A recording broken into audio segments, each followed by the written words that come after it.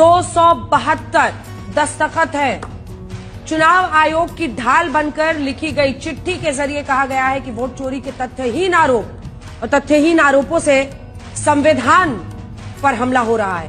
दोस्तों, आपको जानना चाहिए कि दरअसल ये 272 लोग कौन हैं जिन्होंने राहुल गांधी जी के खिलाफ पत्र लिखा और कहा कि राहुल गांधी संवैधानिक संस्थाओं के खिलाफ झूठ फैलाकर लोकतंत्र और संविधान को खतरे में डाल रहे हैं। तो आइए इन लोगों के विषय में जानते हैं। इनमें सबसे पहले आते हैं 16 न्यायाधीश जो रिटायर्ड है। इन न्यायाधीशों ने राहुल गांधी के खिलाफ तो लिख दिया, लेकिन ताज्जुब की बात यह है कि न्यायाधीश होने के बाद भी आज तक ये इस विषय पर कभी नहीं लिख पाए कि कैसे गुजरात हाई कोर्ट ने बिल्किस बानो के 11 बलात्कारियों को रिहा कर दिया था और बाद में भारतीय जनता पार्टी ने उन 11 बलात्कारियों को माला पहनाकर, मिठाई खिलाकर, संस्कारी बताकर उनका स्वागत किया था। अब उसके बाद आ जाइए दूसरे नंबर पर, ये है IAS IPS। इन्होंने भी राहुल गांधी जी के खिलाफ पत्र लिखा, 123 रिटायर्ड IAS IPS ने।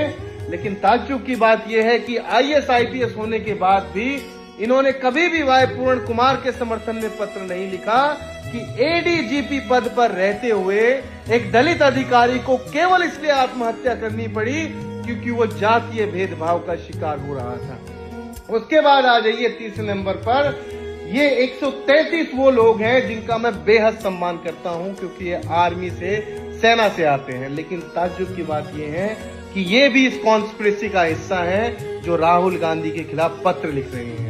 133 रिटायर्ड आर्मी अफसरों ने राहुल गांधी जी के खिलाफ पत्र लिखा, लेकिन ताज्जुब की बात यह है ये सैन्य अधिकारी भी कभी पुलवामा की जांच के लिए लेटर नहीं लिख पाए। उसके बाद आ जाते हैं चौथे नंबर पर है राजदूत यानी एम्बेसडर। 14 एम्बेसडर्स ने भी राहुल गांधी जी के खिलाफ पत्र लिखा है।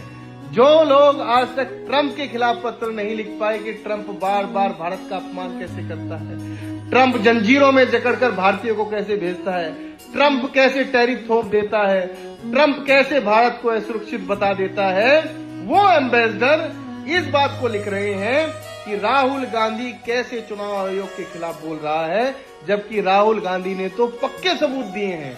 और इसके अलावा अन्य नागरिक और हैं जो इस लेटर का हिस्सा है। खैर, नागरिक तो क्या ही होंगे तो RSS के लोग ही। लेकिन इस जानकारी से आपको ये पता चल गया होगा कि इन 272 लोगों के भीतर कितनी विश्वसनीयता है, इनकी बात को कितना गंभीरता से लेना चाहिए और इनकी बात पर कितना भरोसा करना चाहिए।